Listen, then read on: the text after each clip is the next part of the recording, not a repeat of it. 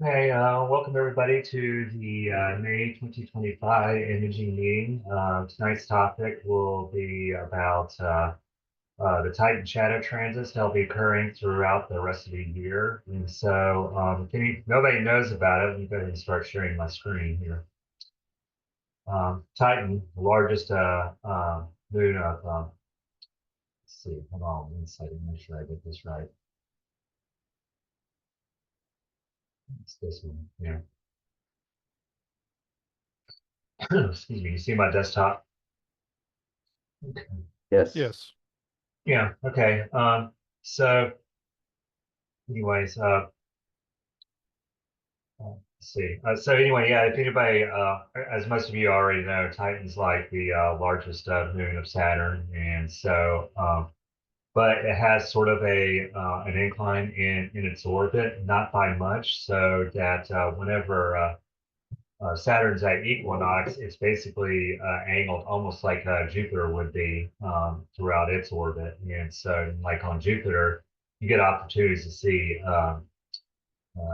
Shadow transits of the moons. So, of course, Titan being the largest moon, you'll be able to see you get a better chance of picking up a shadow. The other moons, I know you can get shadow transits of. Problem is that those moons are really tiny, and so you're going to need incredibly good conditions to really capture the actual shadows because they're only going to take up but a few pixels on your recording. So if anybody can pull that off, kudos to you. I don't know, maybe I'm just being a party hoover there with that because that's something I'm probably not going to try to attempt. But anyway, so this image to the left was something I found on was it Sky and Telescope's website. Everybody notices me, Madden Block, who I guess participated in capturing this image and noticed that it was taken in 2009. So Saturn has a notable period of about almost 30 years, and so obviously 15 years ago it would have been uh, 20, 2010, or excuse me, 2010, yeah, excuse me, yeah, that is something, 2010, but it's off by a year, so 2009. So anyway, that was the last time this was possible, and I think there weren't very many opportunities for it in general. Um, as far as like from our longitude here in the Western Hemisphere. However, this time around, it's going to be pretty good for us here.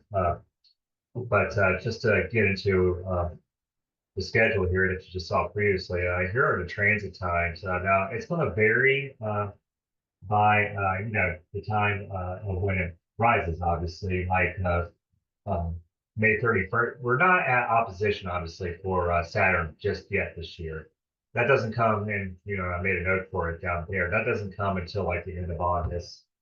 And so all these dates that you're seeing here, the closest one for right now is May 31st. And the shadow transit doesn't really start until it's about 29 degrees above the horizon. So if anybody knows about how imaging works, or just general amateur astronomy works.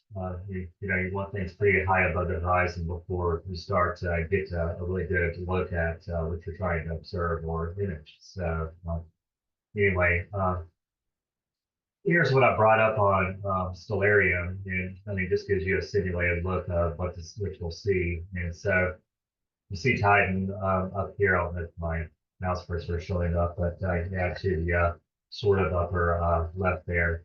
And then you see the shadow starting to come across the edge.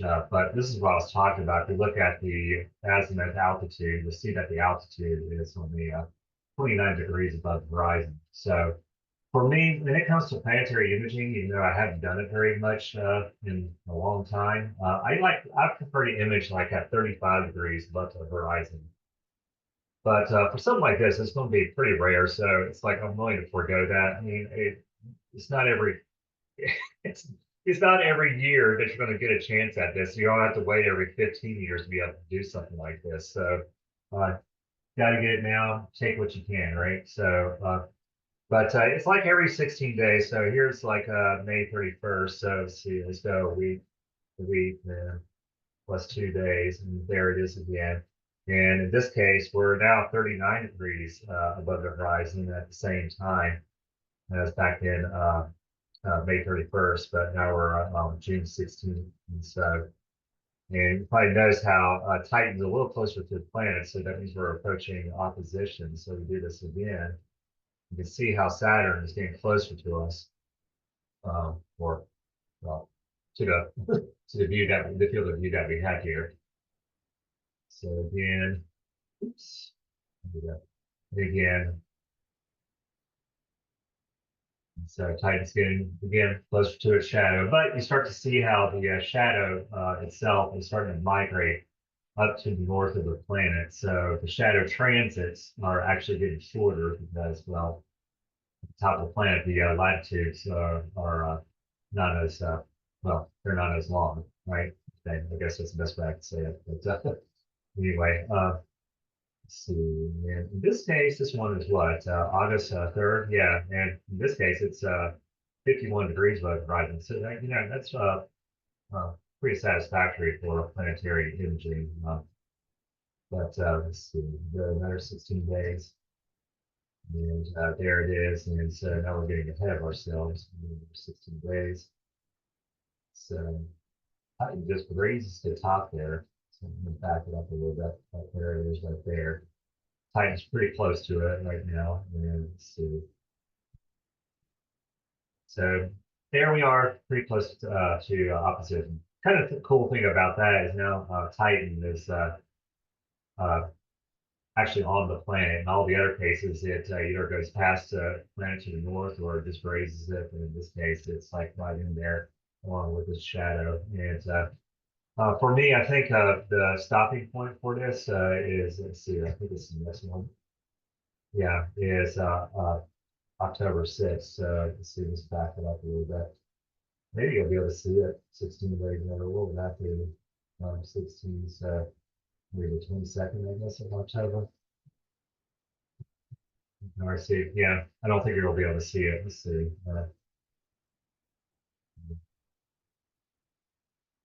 Up in there. So yeah, it's like October 6th is going to be your last opportunity for us. So this is great because it all happens over here in the Western Hemisphere. Because I think the last time, 2009, the bulk of them were over in the Eastern Hemisphere, and we got to see them. And I don't know if make sure I'm looking at this correctly. Yeah, so this is back in Arizona. So I imagine it was probably low on the horizon when they got this image of it. So, but they were on the western side of the country. So, but anyway, so there's the overview of it. Again, here's the schedule, and yeah, that's just the thing to remember. It just happens every 16 days. Now, just to move on, pretty much to the end of this presentation. So tips, it's like I said, don't wait for a night of good seeing. So if it's like one night, okay, it's going to be, we'll be able to see the shadow. The scene's not going to be great. I'm not going to bother imaging. Just do it anyway. I mean, who knows if you'll be able to do it again. I mean, so yeah, just do it anyway. And when it comes to planetary imaging, there's like so much I could go into in detail, but it would take me forever to go through everything, explain everything. Why you do this, why you do that, why you don't do this and that. But I think the key thing to remember here is you want to be able to actually see the moon, Titan, because it is. Let's go back to Stellarium here. Let's see what it said. No, let's see, get it out to the side.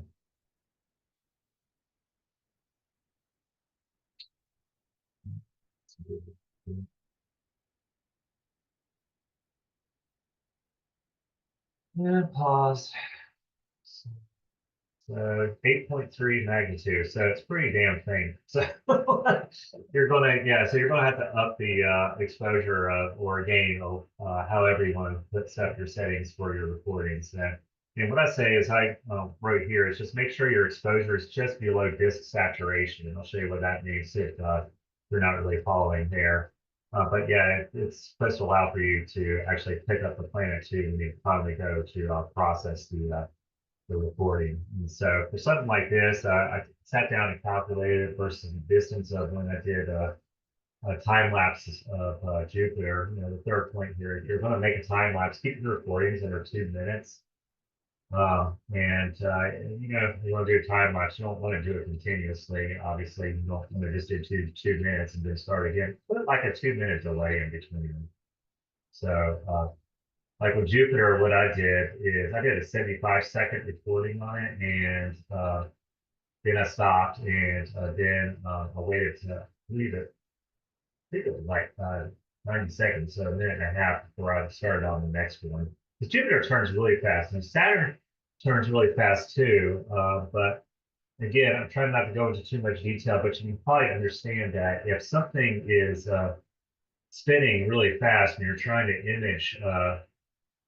image it, well, if you're doing a recording of it, obviously, so like the Great Red Spot, for example, it's not going to be in the same spot as it was, say, like 2 minutes ago. Okay, so your processing is going to be kind of, or your initial stacking in like AutoStack or what, or wherever, is not going to be that great because one side of the planet is going to be a little fuzzy, and it's all because of that the stacking algorithm is trying to follow features that are nice and sharp in each frame. And well, if the object or if the planet is like spinning really fast, like Jupiter does, it's the processing is going to be a little bit more of a pain because there's a way that you can do what's called derotating with an app called WinJupos. I've never used it before. I don't even know if maybe it's still around. I mean, maybe there's something better these days than WinJupos, but you can use WinJupos to quote derotate your planet if you want to make a longer recording. So, anyways, so with that, that's pretty much the presentation right here. But like I said, I want to go over just to see what other people have on shadow transits. Uh, the Photoshop here. This is just I pulled up a collection of things right here. This is just memory lane stuff. This is my first shadow transit I ever took. This was with a C11 that I got for steel, and well, the mirror eventually broke on it, and it only lasted for about a year or so. I guess I should have looked the tube over a little bit more thoroughly. But that's my first shadow trans. I can't even remember what that is. I think it's maybe it's IO. I don't know. But let's see. Do this. Okay. So right here, this was that one image I showed a while back where the lower belt of northern, what's the lower southern equatorial belt of Jupiter just vanished and left the red spot behind there. Below the red spot, you see red spot junior. So that's kind of neat. And this was also the moon Io casting a shadow there. So obviously it's not an opposition because the sunlight's coming in here, hitting the moon, and then casting a shadow onto the planet. And then let's see. This was a really good capture, obviously. This is a night of really nice, rare North Carolina scene, and this is when I did a time lapse of. This is a Europa shadow transit, and I was able to get the whole thing. I was able to get the shadow going across, and at the end of a time lapse, I was able to get you know Europa going out the other side over the planet and over to the right there. Um, my dream transit capture, though, is not necessarily a transit, shadow transit going across. I told Naveen about this, but if you think about it, if the sunlight's coming in here, hitting the moon, casting a shadow, then that means the shadow of Jupiter is over here somewhere. Which means if you can capture a moon coming over this way, it's going to disappear into the shadow of the planet, and it may just go past the planet and you never see it again until it disappears or until, excuse me, reappears out the other side. My dream time lapse, though, is to get a moon that's coming back here. And again, we're not at opposition, so sunlight's still coming in at an angle that it goes into the shadow, but the moon is just far away enough, and just the sunlight's hitting the angle of the sunlight's hitting the planet just right that the moon reappears here, disappears behind the planet, and then reappears again on the other side of the planet. I think that would just be a nice way of demonstrating just like how they always, like some people talk about how Jupiter is its own solar system with all the moons going around it as sort of like a planet. And Jupiter, well, everybody's probably heard that Jupiter is probably a failed star, but you get the point. So now going through some Saturn images here. This is probably the best image I've got of Saturn. So it's not the best. The scene wasn't that great that evening. This is with a C9 1/4, not the C11 I have now.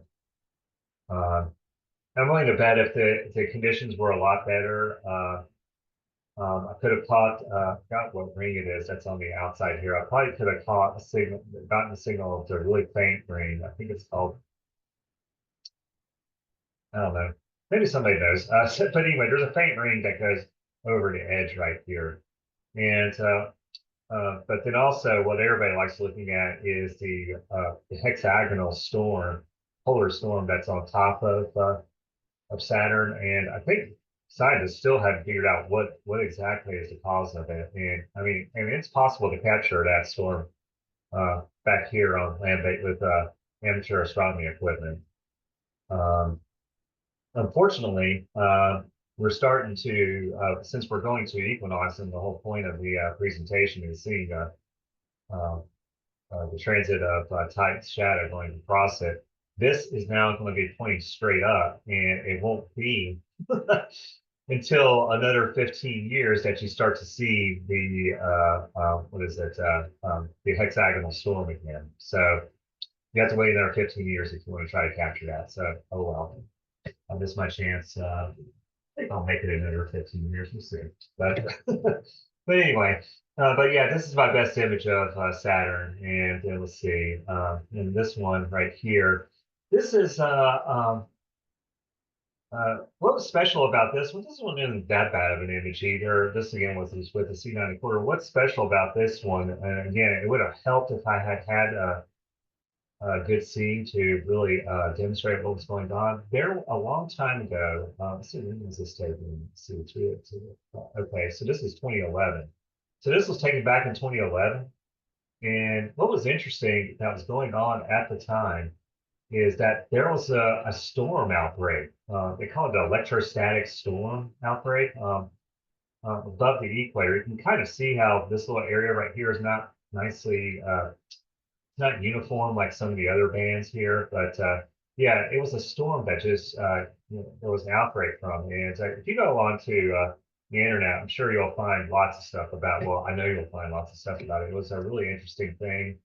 Had never been seen, I guess, documented before. It may have been there before, but nobody really probably saw it because it had been like centuries or so since it was last seen, if ever.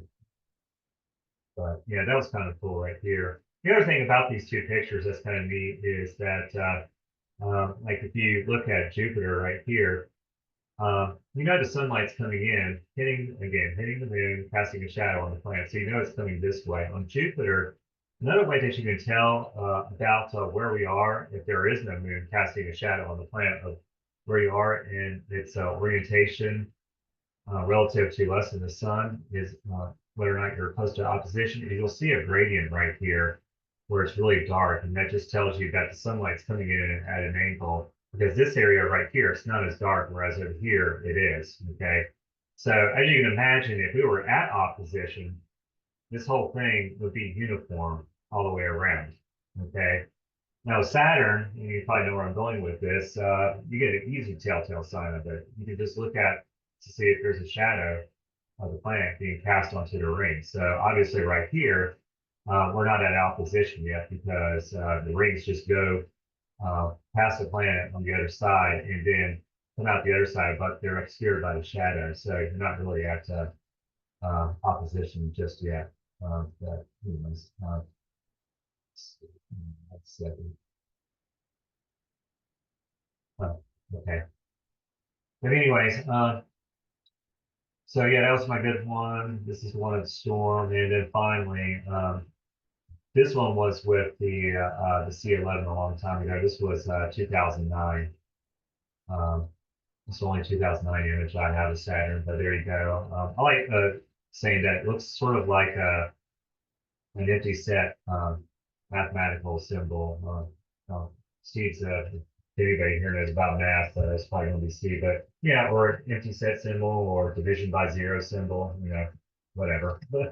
But anyway, so yeah, that's what who knows what the rings will look like. Maybe it'll look something like that, or maybe like it's being shown here in Stellarium. We'll might be able to make out some detail in the rings. I mean, of course, I would love to see the rings just completely just disappear altogether and only telltale sign you have is just the shadow going across the planet. But anyways, okay, so that's all I have.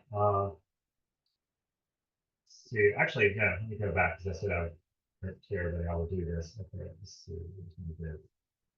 This one, yeah, okay. So what I had said earlier, as far as your settings go, in what do you call it? When you're actually doing the recording of the planet, you want to make sure your exposure is just below disk saturation. If you don't know what I mean by that, basically it's this. So just pull up curves. Oops.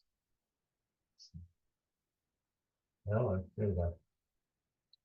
Okay, so you can see the moon Europa there pretty easily, but let's pretend that Europa is like almost invisible, or just really dark because it's at such a low magnitude like that Titan will be. You want to bring it up until maybe about there, because you can see how the detail is starting to be obscured here in the middle of the planet. Um, this assures that you're actually going to pick up some signal from magnitude, what was it, 8.3 Titan. And that, I mean, and even if you just see a hint of it, that's okay. When you go to stack the image, hopefully your results will actually accentuate where Titan is in the image. And if not, again, there's other processing steps you have to do, and most likely you'll get it to show up. But anyway, so yeah, there's that, and yeah, it's like I said, yeah, seeing isn't that great here in North Carolina when it comes to planetary imaging. I mean, the days do exist, but again, we're only going to have a small number of days where we get to take a look at this phenomenon, and so I encourage everybody just go out and look, try to go for it, no matter how bad the seeing is, no matter how low it is on the horizon. It's like I said, you don't get another chance at it. Well, you will, but you would have to wait another 15 years. Okay, that's all I have. I guess I'll go ahead and just close this guy. Don't say I made this at the last minute. Um,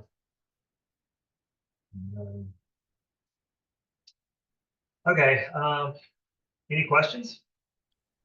Chris, can you talk about the equipment that you use, or what, or it's recommended equipment now for this kind of thing? I mean, obviously, an SCT or something like that, but uh, camera, Can we backflow. elaborate on the whole process of what I use to capture it? I mean, Yeah, it was equipment basically. But yeah, right now, if you have I've got a C8. What do you have a recommendation for what I should use for this kind of thing? I've got a lot of different things, so I just don't really know what the best thing to use for this kind of thing. yeah. Well, for me, I'm just going to keep it simple. I mean, as far as just capturing it, because I've seen what I can get when I capture, what do you call it? Uh, oh, think, Chris. What I can do when capturing Jupiter, I was able to capture, when it's good seeing, I'm able to capture some decent detail there. So what I'm getting at, that camera was a color camera. I would, unless you have something. It's like I like saying about events like this. They're like NASA missions. You really have to plan the hell out of it because you're not going to get another opportunity at it. So I mean, because who knows?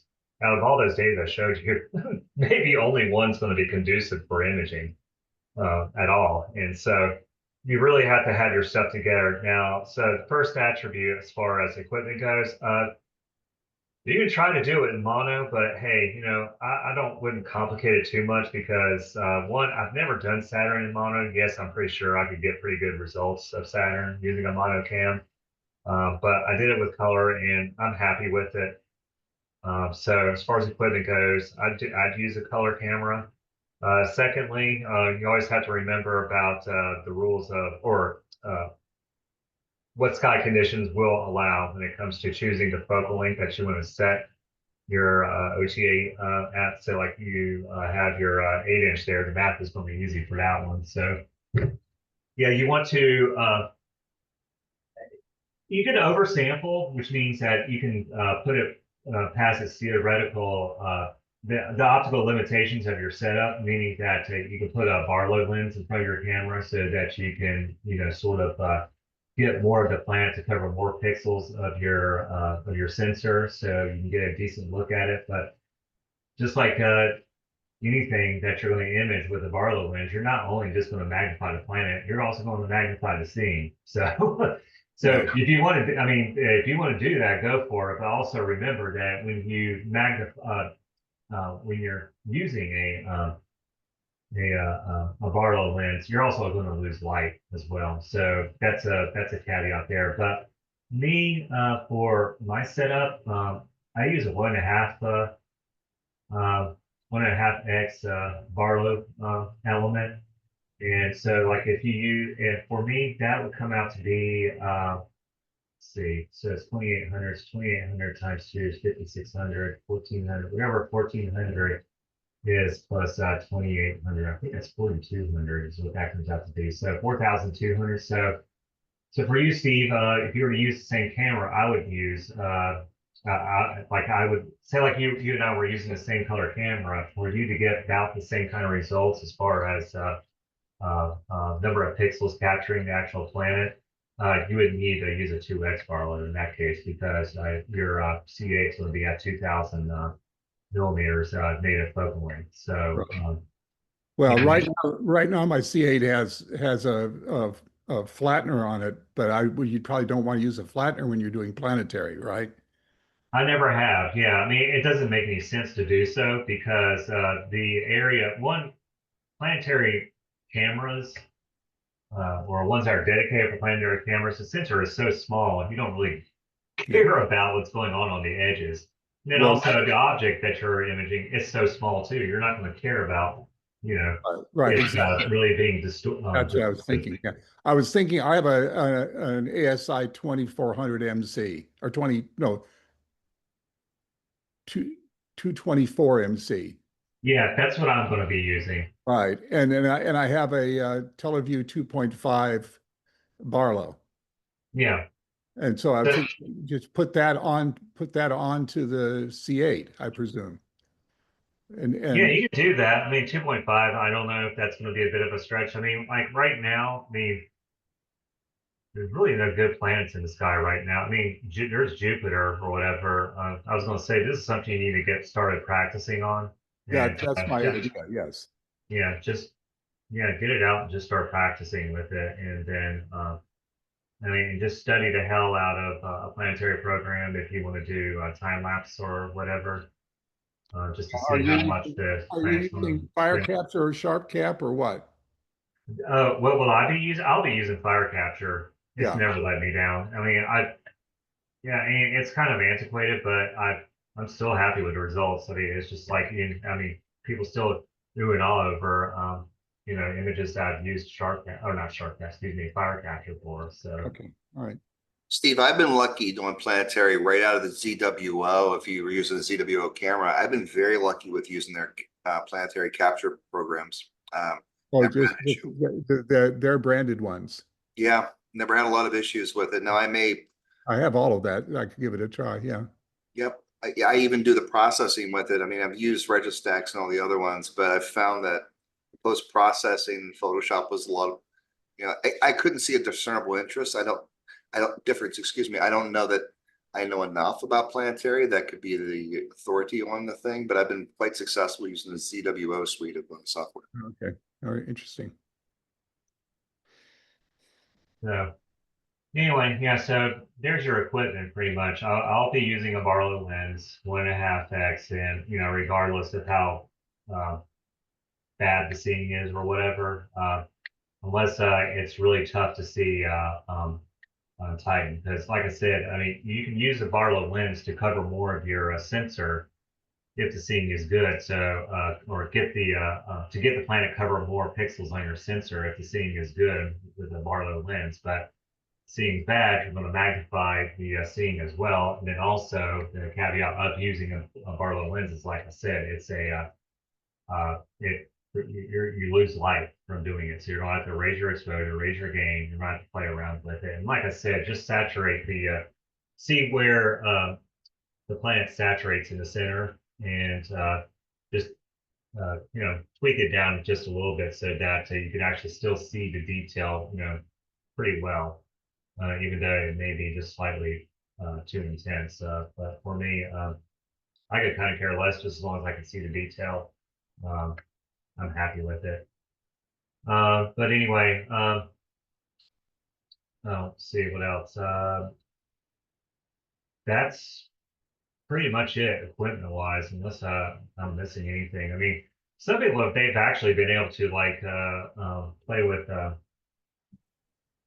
not what program that is. I think you can do it in fire capture too. Actually, you can like guide on the planet as well, so you don't have to like continue adjusting it. But for something like this, uh, I'm more out for the captures, and I'm not going to do a time lapse unless it is absolutely pristine looking. And so, I mean, if any, and well, let me rephrase that. I may do a time lapse, but I'm not going to be like sitting there at the scope all night long waiting for that shadow to go across if the seeing is bad. I may just come out, take an image of it like maybe once every 30 minutes or something like that. I mean, because it doesn't make any sense for me just to sit there the whole time and what do you call it?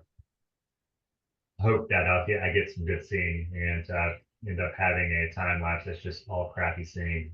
So, but that's just me. So yeah, equipment wise, yeah, Barlow it a little bit, spread it across the sensor some to cover as many pixels as possible.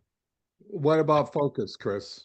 What about I use electronic focuser. Yeah, sorry about that. Yeah, I use electronic focuser. I have an old Moonlight focuser that I just run what do you call it, ASCOM driver, and that's what I'll be using, but I may not actually use it on the computer because I'm going to be right there at the scope. So I'll just use the controller that came with the actual, I don't even know what it's called. What's it called? It's a Moonlight, but what is the electronic focuser on the Moonlight called? I think it has a name. But anyway, Other something. oh geez, it's in my closet here. Hold on. Let's see.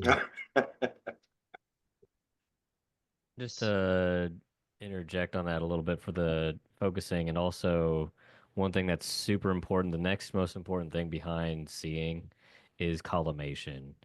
It's got to be like near perfect if you want really sharp photos. Um, and it has to It's be probably a unlike high resolution stepper motor. But yeah, that's what it is. No, that's what I have too, Chris. That's what I've been asking. Like, So yeah, for the focus thing, one thing, the big thing about having a electronic focuser, obviously you really can't use like any sort of autofocus routine. You'll be using your eyes. But a lot of the big guys in the field, they like the electronic focuser solely because it doesn't shake the tube when Mhm. they move it, and you just lose so much time and just touching the tube and just like watching it shake for a little bit. So that's kind of one of the benefits. But like I said, that and collimation are like super important. Yeah, the only problem I have is that I can't control the moonlight from the ASI Air.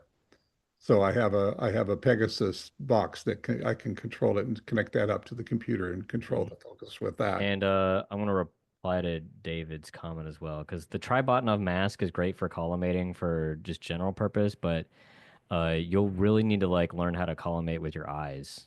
A lot of people will just do it on a star, like just no bottom-up mask or anything, and look at a star, and they'll even shoot a short video on the star, and then stack the video of the star Yep. to see what collimation looks like. Hmm. So those are all things that are like Interesting. it goes down a rabbit hole pretty quickly if you want like And there's people every out there, last what little they'll pixel. do is they'll collimate it like throughout the night because they're afraid of their mirror Yeah, and it'll shifting at shift. the same Yeah. time. And me, I just feel like it's like that's just ridiculous. Let me just do this and get rid of it. And it, And it so changes too as your scope Yeah, I changes. think it depends on the scope. I think the Edge variants do a better job of like kind of, no mirror they flop or have whatever, but locks on the back of those, don't they? Yes. yeah, Yes. there's the Yeah. mirror lock, but also like, yeah, right. If you're not using an Edge variant SCT, generally just the mirror flop isn't as clean, I would say. So, because on my base XLT C9 1/4, like I do have like it's very negligible, but like over a course of like an hour, like it shifts a little bit, so it's noticeable. So I think it is a little like I will say I partially agree with you, Chris. It's a little tedious to have to recollimate in the middle of an imaging session, If but I can add again, you're to you're really Marshall's pixel point, peeping here. if I For can add to these Marshall's point, planetary. I've found that when it comes to cameras that are in the barrel, I used to have it so I'd use thumb screws, and I was finding my collimation was off every time I'd switch out a camera. I mean, when your focal length goes up and you're looking at this types of planetary visuals, your collimation definitely will shift if you're above 2000, 2200 millimeters and focal length. Yeah. Hmm. No, that's a very valid point. I mean, I guess I don't know if one of you said it already, but if you're going to do that, as far as collimation goes, it's like I said. What is it? The way I do it generally is just like I just try to find a star that says at zenith, and I do it like that. And but when I go to collimate it, I make sure I'm collimating with the optical train that I'm going to use throughout the session. Don't switch anything out. Just leave it the way it is. I even hesitate to say don't even rotate the camera or the focuser. It's true. So yeah. I thought it was just me. But okay. Does anybody else have anything to show as far as like shadow transits? I want to compliment you on the resolution on the projected shadow on the planet, especially on Jupiter. You were able to capture that ovoid that happens as it goes around the planet. That's pretty hard to get. You really did a good job of capturing that. I just haven't been able to successfully do that quite well just yet. Yeah, I won't take full credit for that. Well, I mean, we're talking about, maybe I'll just go ahead and show it off. I'll get the address because I have no idea if it's going to look good on what do you call it, over the interwebs. Let's see, albums. There.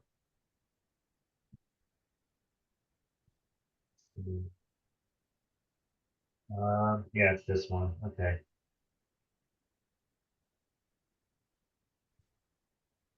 Yeah, I mean, it there you turned go. out really well. Look at Get an that. ad So up cool. here. Yeah, it's like I said, I'm just it's probably somewhere on my YouTube channel. YouTube makes me watch ads for my own videos too, so good for them, I guess. I don't see any profit from it. This one was kind of cool too. So this allowed you to see the red spot transiting, and I got that was Europa. That's Callisto, and I want to say that is Io right there. Can't remember, but that night. The scene wasn't as good because if you pay attention, you can kind of well early on it faded in and out. It got a little bit blurry. Like watch the beginning, you can probably see that. Then it goes in and out there. But these were both captured in 2012. I don't know what it was about 2012. 2012 was a great year for planetary because also that year was the the last Venus transit of the century. So yeah, 2012 was a great year as far as my venture in amateur astronomy. Um, okay. Did anybody? Yeah, I'm sorry. Did anybody else want to show off any shadow transits they may have captured? I've Yeah, got Johnny's here. I know he's done one Saturn Titan transit. I don't know Yeah, if I've got that one that we've looked at previous meetings, Chris. okay. Yeah, let's see what you got. I have a Jupiter one. Are we just doing Saturn? You can do no, both. I mean, it's just show us transits. I mean, Sure. I got one. shadow I can transits. dig it up. You can show lunar eclipse. I mean, that's a shadow transit of the Earth. Okay, can you see that, Yeah, Yep. Chris? Okay. Yeah, this was it's one I've shown at a meeting before, but this is last June. Titan shadow transit. I can't see Titan, but I can see the shadow. And this is with a Meade 14-inch ACF telescope with a 2x power mate. So it's That's about really nice. 8,000 millimeters or so. Where would a Titan have been in this picture anyway? I think it's on the disc, Chris, best I remember, but I just couldn't pick it up. Yeah, yeah. How was Um, the seeing on this night? Not great, and it was off and on cloudy, and Oh, of course. Okay. it was about as bad as it gets. Yeah. Um, but yeah, I'm going to try again in the mornings. Coming up, I've got some trees to the east of the observatory that it's got to get up pretty high to clear the trees. So I don't know when I'll try it for the first time, but at least 2 months from now. Yeah, it's like I said. I mean, just do it because you have no idea if you're going to see it again. Oh, that is true. That is true.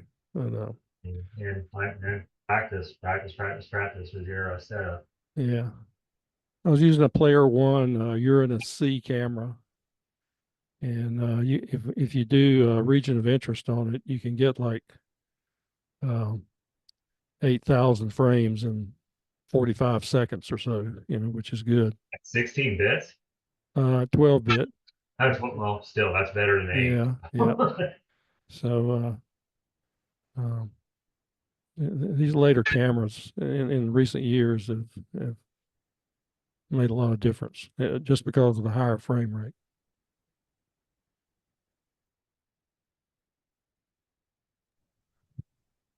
It's very Well, nice. I got one to share. Okay, that's cool right there. Which one is that? I mean the moon. I mean.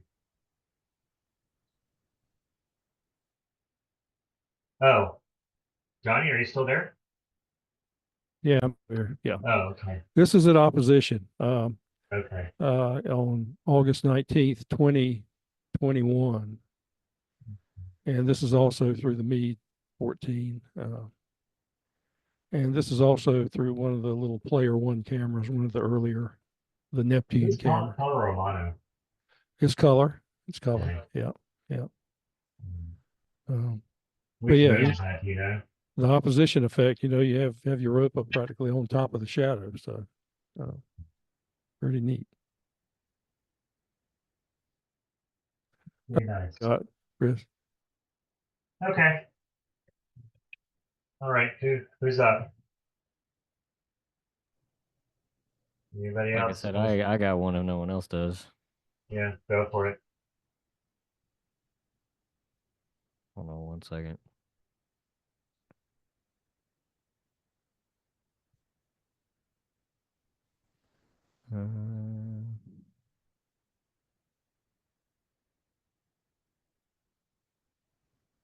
All right. Is that coming through okay?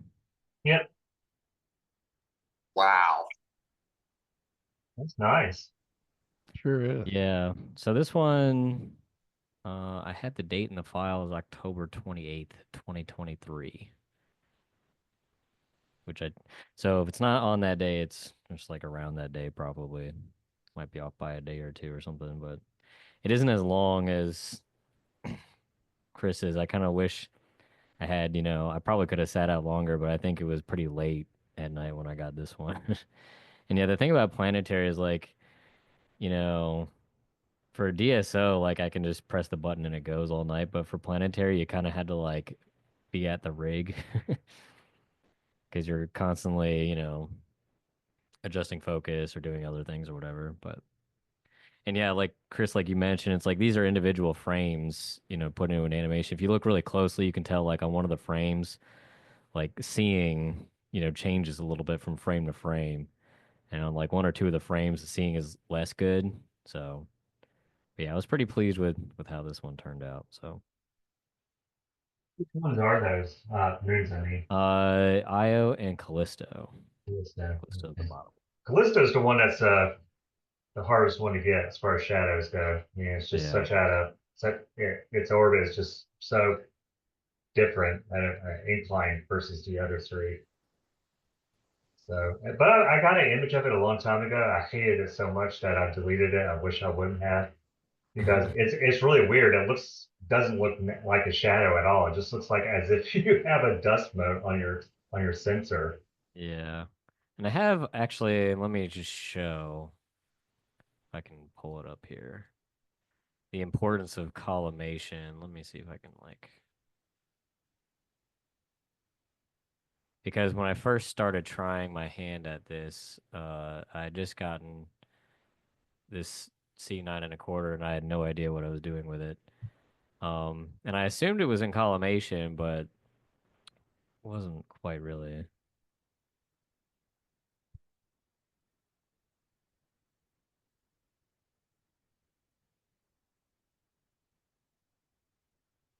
Sorry, I'm trying to download it. I have it saved on like on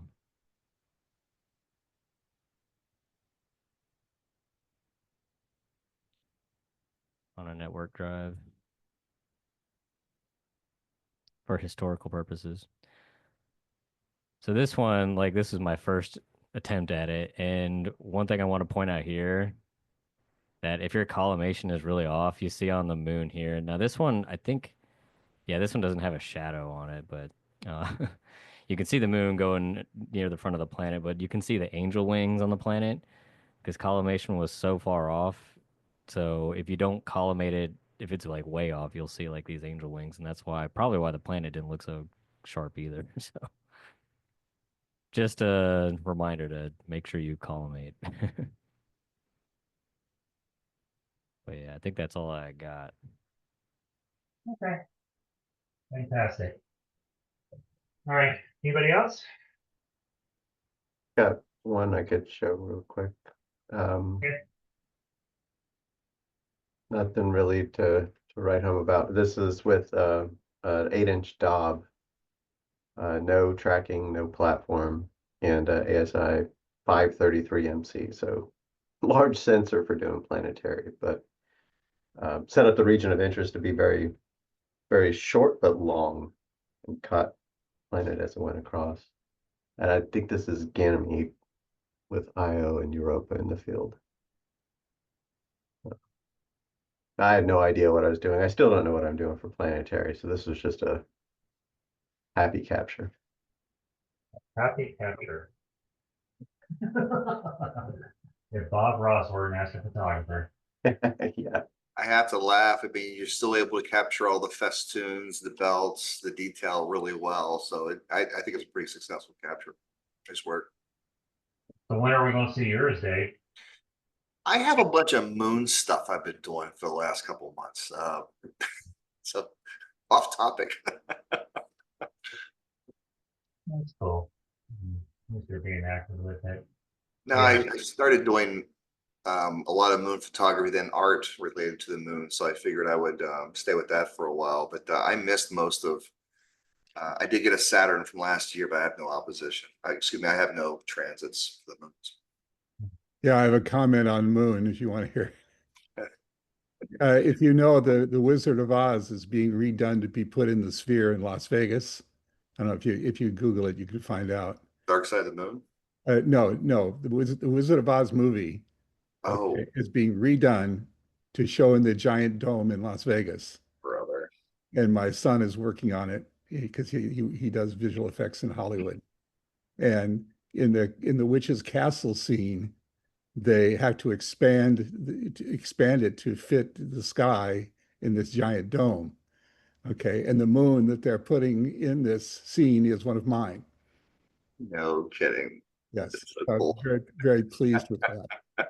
So, so in September I'm going to go out to Vegas and see this giant thing and see my moon in this movie in The Wizard of Oz, which I never imagined would happen when I was watching it as a kid. But That's so cool.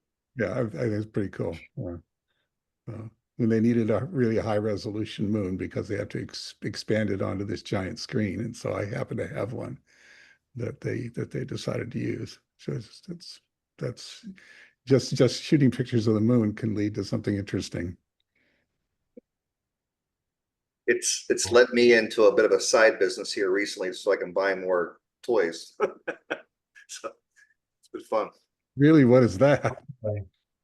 I don't want to take away it's too off, it might be a little too off topic, Chris. So you guys Well, okay there? Well, we'll just say that we've concluded the main topic now because like the next part of the meeting, Yes. we always show stuff unrelated to the topic. So And it I all think this you out. finish and show us what you got, Dave. All right. So about 2 years ago, I was not working. I took some time off, took 6 months off, and being an artist, I was kind of bored with doing work. So what I did was I started shooting lots of pictures of the moon. See if I can share my screen here. So, just basic stuff, shooting the moon, no big deal. You guys have seen 1,000 photographs before. I kept looking at Tycho, and a lot of my buddies were like, hey, isn't it kind of cool? I wish I had this in my house to see this, during the daytime. Didn't want to look through the scope. So I was like, all right, well, maybe we could do something like that. So I bought a CNC machine, and then I started making these. Let me see if I can share my screen. Wait, you bought a CNC machine? I bought a little hobby machine, a little CNC hobby Oh, okay. machine, that I started goofing around. Oh wow, that's cool. So I started doing this with drywall plaster first in the garage, and my wife's like, "Get that crap out of here! Come on, it's not accurate. You're driving me out of my mind. Come on, you got to do something else with this stuff."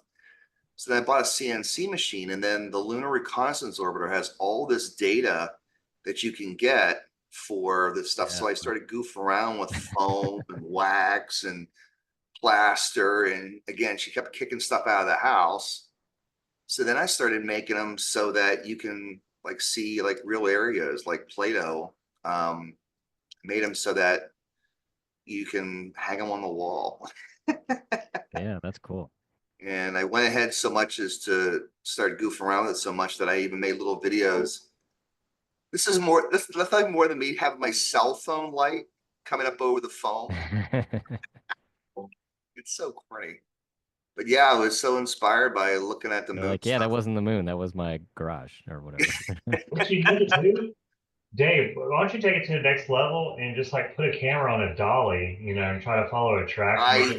There you go. Yeah. I just started doing that. I just did a couple commissions most recently. This is the one that's right behind me right now. But this one's the one that's in the living room right now. I started making bigger ones in the garage.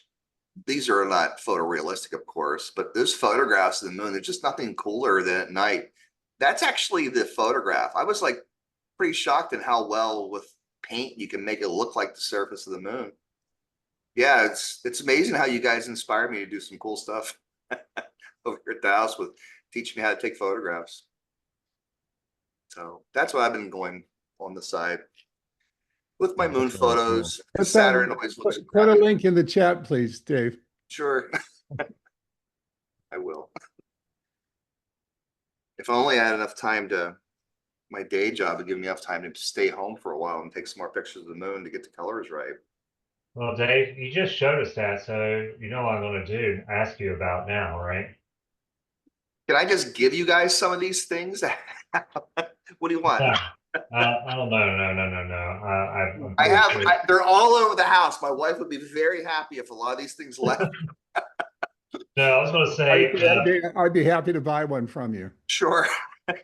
How about if I just give you a couple of them, make some reviews for it? I mean, I have 1,000 of them, or it seems around here. I'm sorry, Chris, go ahead. yeah, that's something that it's kind of, how can I say this? I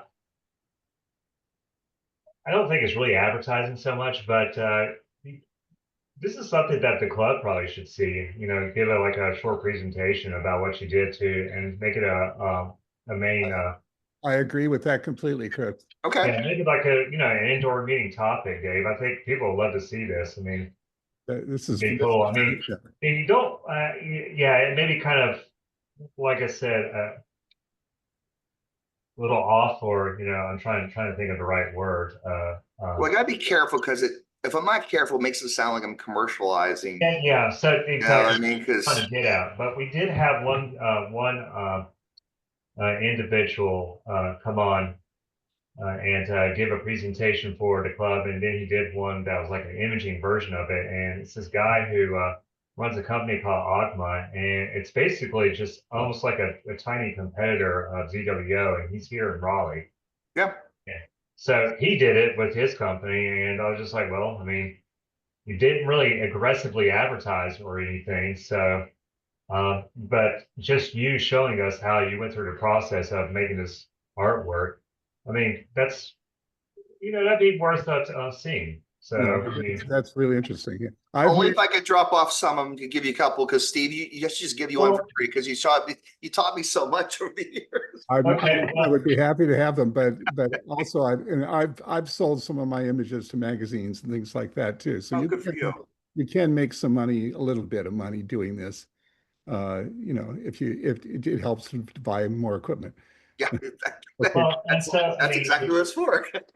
so But it's fun. I mean, if you're willing to travel, you can always willing to travel with something like that. You can just bring them to the meeting and show them. I mean, I'll bring a couple of the meeting and just give them out. I have little 6x6s. I hand out oh to yeah, kids when yeah, I'm people doing eat that like, alive. Yeah, do that. where's one? I got these are little guys I show to kids. I just give them to them when I see them on the sidewalk, kind of thing.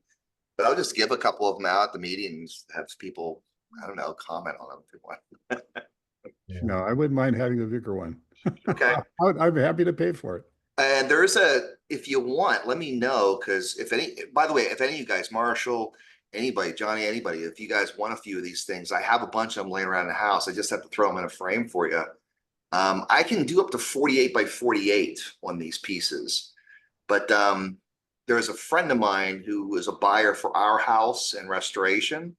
They're looking at them, but I don't think it matches their motif anymore. Maybe 5 years ago, maybe, but yeah, if you're looking for any spot on the moon, there's a great site called Moon Trek. If you've never been there, oh my God, it's amazing.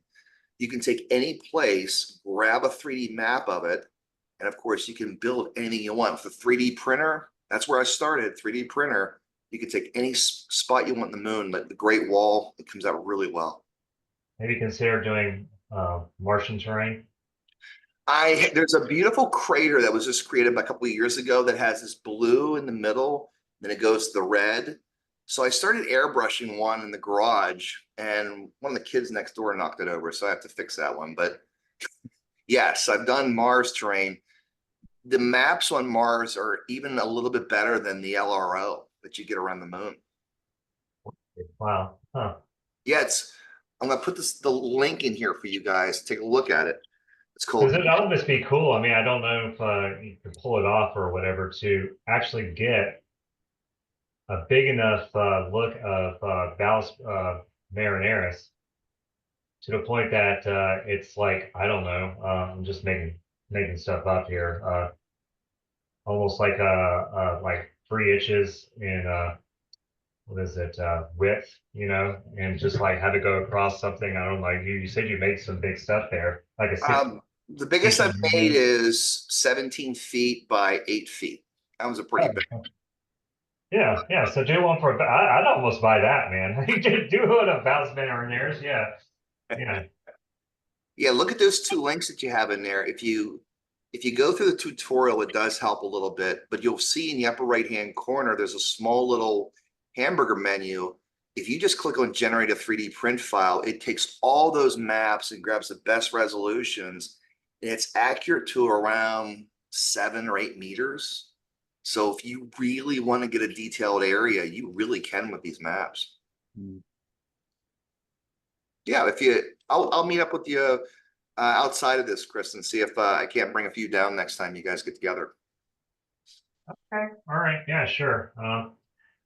Davin's a co-chair, so I mean, I don't know, Davin, do you Hi, think Davin. it's worthwhile can you work him in this year? I think we have everything for the year covered, but we haven't started the schedule for next year. And then there's always like, if something were to come up, having something in our back pocket is an option, of course, depending on everybody's schedules, could be worth talking through. I'm always happy in January, February, March, May of next year. That's fine too. Okay. Yeah, I'll make sure your name is on the list, or we'll send out a, hey, you might be interested in presenting. Let us know what dates might work once we have a schedule. Thanks, Davin. I appreciate it. Yeah. Okay, all right, so, all right. You don't get to be center of attention anymore. All right, let's see. Anybody else have any topic related images they like to show? I can show some, Chris, if you want. If I want. I was Okay, gonna say, maybe. did anybody gather any data in the past few months? Yes. It's all Surely stuff. not from here then, but Let's see if I can find. kidding. No, that's not what I want. Hang on a minute. Just a minute. I've got to bring up the right screen here. Where is it? Sorry, I have to bring up the Astrobin thing here, wherever it is. Okay, hang on.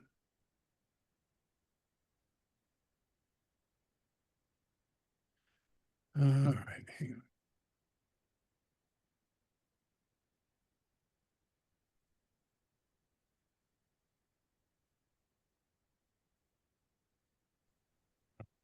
See if I can do this. All right, it's some Astrobin things. A lot of these are more galaxies. Is that showing, Chris? The Astrobin stuff?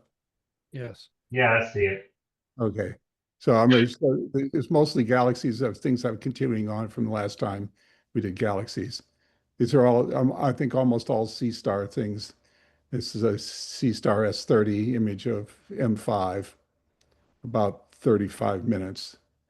Something done like between 4 and 5 in the morning when I was finishing doing other things. Let's see. And then that's M101. This is almost 8 hours over 2 nights with the S50.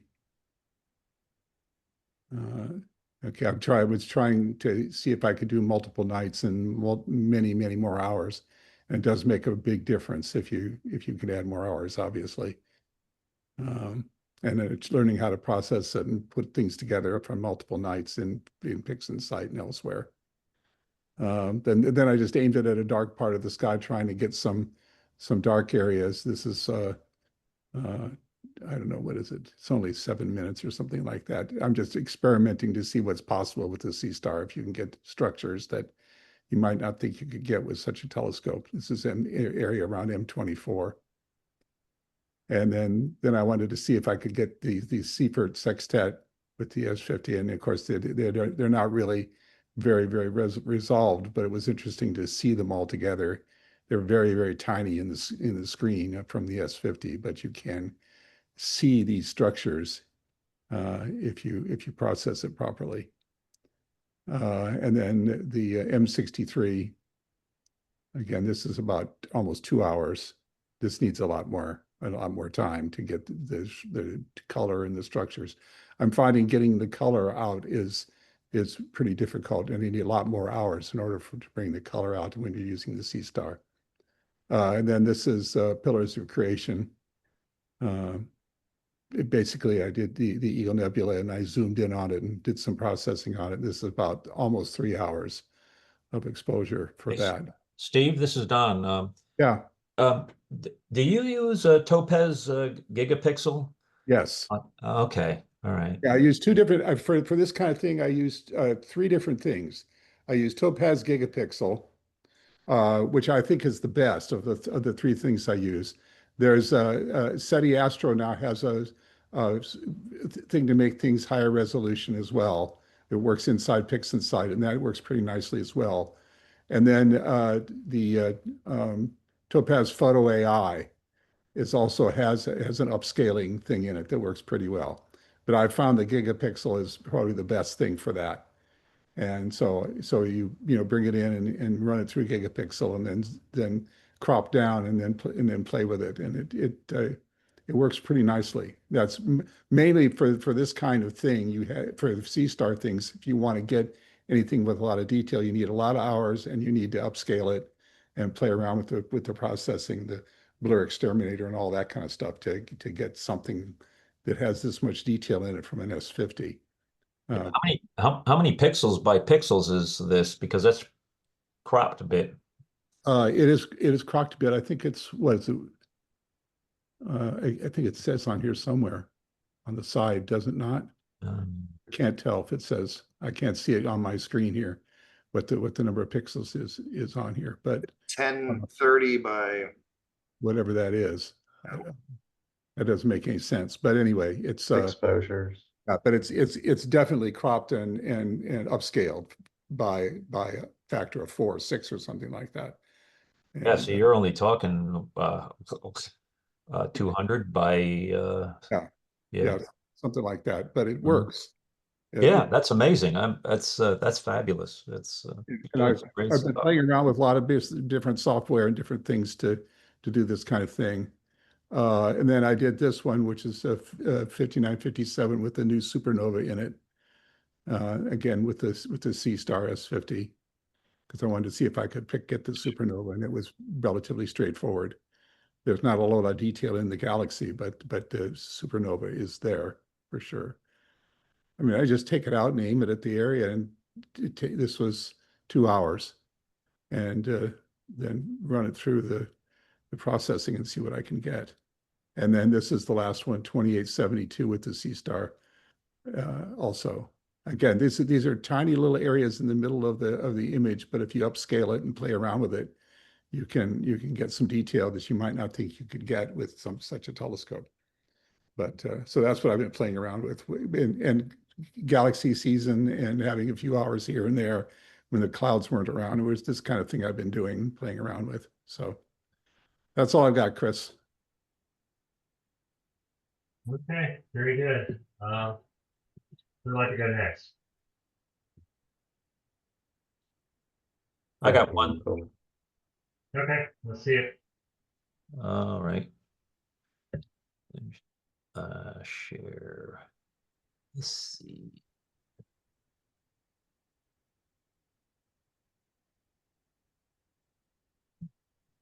That come up? Yep. Yeah, this is from my backyard, Bortle 5, and it taken with my 90 millimeter Stella Mira and 533 color camera. And the interesting thing with this galaxy is this is a total of 8.7 hours, and I started out and I processed 2.7 hours, and then I wanted to get more of the outer bands. So I added another 6 hours, and I hardly got any more. And this galaxy's faint, but the outer arms are really faint. And I think, and correct me if I'm wrong, that you need much darker skies than what I had, Bortle 5, because otherwise you're trying to amplify nothing from nothing. So, and you're getting very little. and that, and yeah, this was cropped. I think it's like 0.8 degrees by 1.2, something like that. But would you agree? It's just kind of interesting. An extra 6 hours didn't really make a big difference. It might have picked up a little bit of the arms. For really low surface brightness stuff like that, sometimes again, just simply shooting in color, not using like mono, does make Okay, it. okay. But I mean, But you'll upgrading have more. Yeah, why is that? well, it's just a matter of efficiency, right? Like, Mhm. so signal to noise ratio, you're again with a typical debayer pattern, you're getting a quarter of the signal for red and blue and half the signal for green, right? So Yep. I I wouldn't be surprised if 6 hours in a mono would really, even in Bortle 5, would probably bring it out a little bit more. But again, that's just me saying that. I don't have anything else to back that up on. But yeah, I am a little surprised that yeah, an additional 6 hours didn't like give you more results. So Right, right. And yeah, I was. And uh but going on the web and looking at some, I mean, there's like 15 hours, 17 hours, a lot of them, like you said, mono and that. So yeah, it probably makes sense in that. Yeah. Thanks. Yeah, that's a good point. Don, And there's some tricks I've used with masks and careful curves to try and bring out fainter stuff. So it could be there's something there, um, that just may be hard to pull out. mhm. If it was something you were okay with somebody else taking a look at the data, like, Yeah, because would I did okay. remove the stars and I did, without the stars, I mean, I did, stretching and then you're getting, the other stuff in the background. So I go in and pull in and grasp birth and get rid of the gradient. That's I did a lot of manipulation just trying to get as much out and then combine it and then do a little bit more stretching. It just at some point, if I stretch too much, it looks blotchy. You get this artificial, I don't know, it's like backlit type crazy stuff. And it's probably my inexperience with advanced oh, processing. that actually maybe yeah, what did you use for gradient removal? Because that could be playing a big that could be a big factor in that too for dim stuff like that. Grass Expert. expert. Yeah. And yeah. And Okay, just it's curious, yeah, because especially with like the really fainter part, that you're trying to get after, yeah, a lot of times like gradient will really make that challenging, and yeah, it sounds like maybe you had some Yeah, I competing was aware of gradients that. I was working. trying to be kind of careful that yeah, because Yeah, it's a just a combination thought, but yeah. of getting the background back enough so you're not losing, yeah, with the galaxy and that. Don, tell me what you used to take this picture again? What camera? The ASI 533 MC Pro. The MC, a color camera. Oh, see it. Yes. One shot color. Okay. Yes. The other thing is I've noticed too, I have the ASI 294 and that has the bigger pixels. And I find it has a little bit more like it's sensitivity in that. Um, this 533 though it's so nice. I mean, I could almost go without without darks or whatever. It's just it's very forgiving in that. And I'm using the 533 because I don't have a 1x flattener. And with the 294, you'd pick up at its native focal length of 540, you'll pick up a little bit of stretching stellar on that. But Well, if I'm looking at pictures of this on the web, there's a lot of hydrogen stuff. So if you want to add, if you could add a monochrome hydrogen onto this, you would see a lot of interesting detail. Just look at other pictures on the web, and you'll see oh, okay. There's a Yeah. lot of red areas when they add the hydrogen in. That because what you got here isn't that much less than a lot of the pictures you see. Yes. But the ones that add the hydrogen alpha parts are more spectacular in some sense because there's a lot of star forming region in this particular thing. That makes sense. And I have the L enhanced, so it's not we're talking 9 Yeah, I nanometer. might try to pull the hydrogen out of that Yeah. and see what it gives you, just separately from everything else, and see if you can turn that into red and put it back in or something. I don't know. Yeah. All right. But Okay. you also might try some other gradient removal things. I find Draxpert does some weird stuff sometimes. Okay. Yeah, I didn't see that. But yeah. But you're right. On other images, yeah, like I said, I've seen, wow, that's a lot of time, and yeah, it is faint, the outer parts and that. But yeah.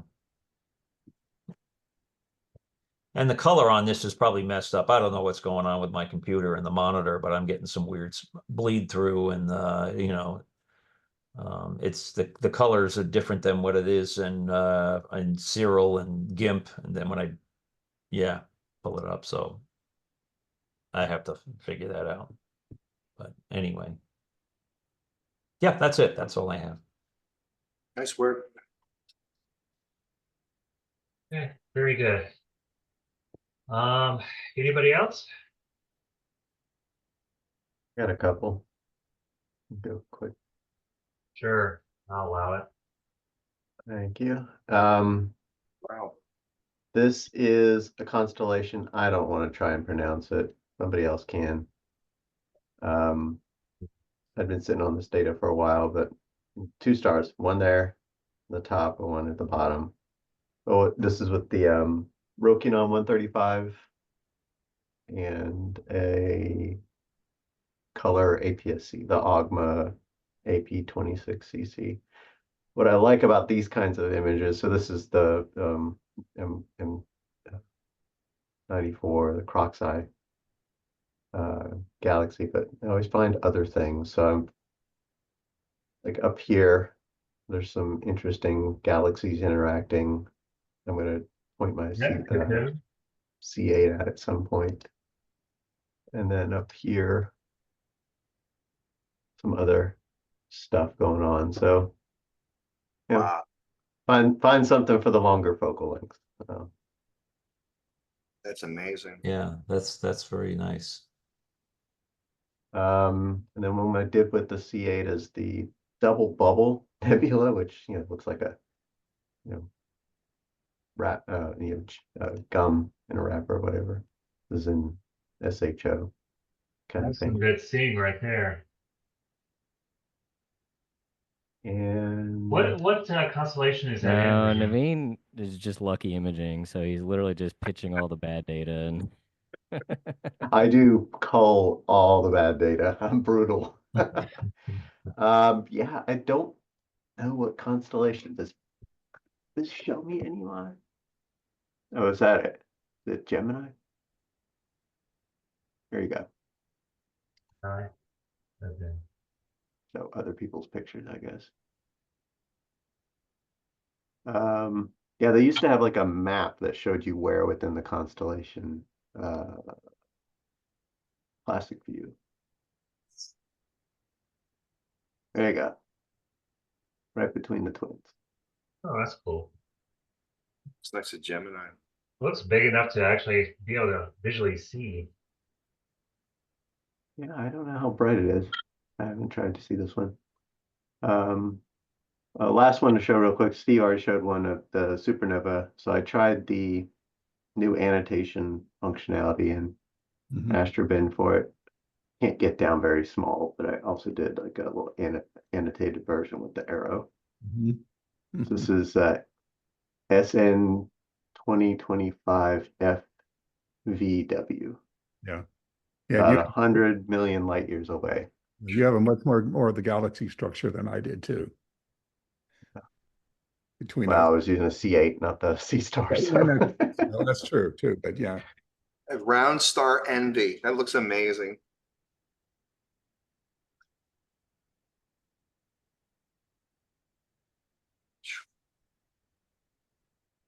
You know what's cool? Off topic a little bit. How I look outside through my window and I see how the sunlight was coming in when we started meeting, and now it's almost dark. And the same goes for the windows behind Dave there.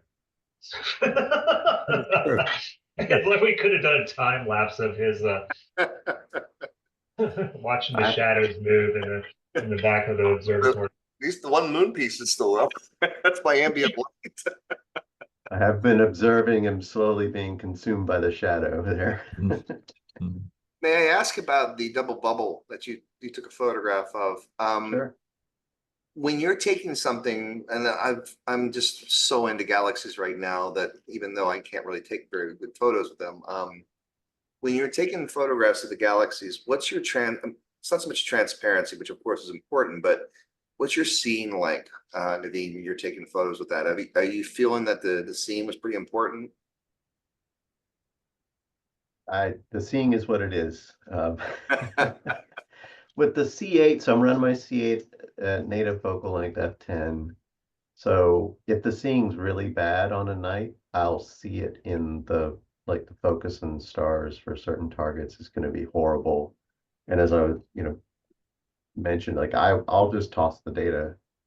Like if the half width full max is above, I think 5 for the C8, I'm just like, it's in the bin. I don't even look at it. Which means some nights I toss all the data for a target. It's hard. At least it didn't film.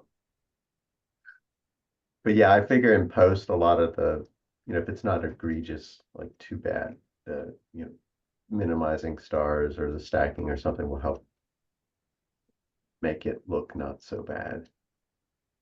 Sharpening it.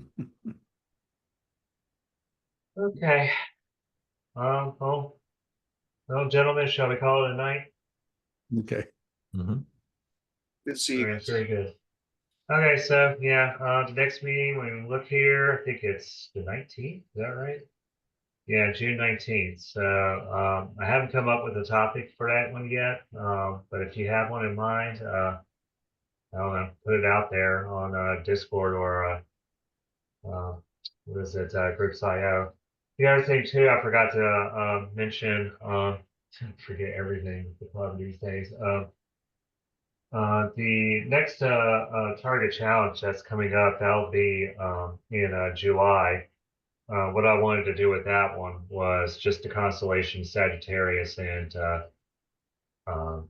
Scorpio, or Scorpius, if you want to call it that way. So anyway, those are the targets. Go for something around there, and it's the possibilities are endless for that kind of thing. I'm going to try to do a full mosaic of Scorpius, just to see if I can, because want to go to the beach, go out to the beach and see if I can catch the tail area of the scorpion, because it's like damn near impossible around here. You need a good low horizon.